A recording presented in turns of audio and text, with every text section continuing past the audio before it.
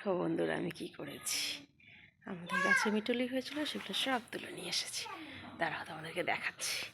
এই দেখো, দেখতে পাচ্ছ কত মিটুলি তুলে নিয়ে এসেছি।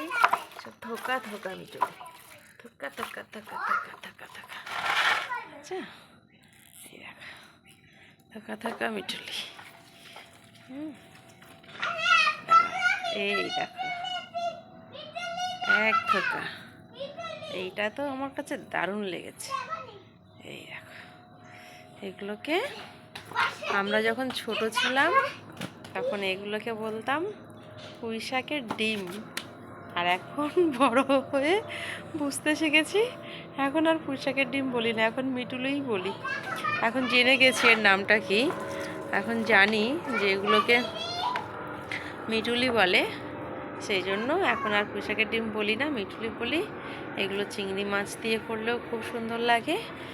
আর আমি তো নিরামিষ করলেও আমার ভীষণ প্রিয়। শুধু আলু পেঁয়াজ রসুন দিয়ে ঝাল ঝাল করে ভাজা করলেও আমার ভীষণ ভালো লাগে।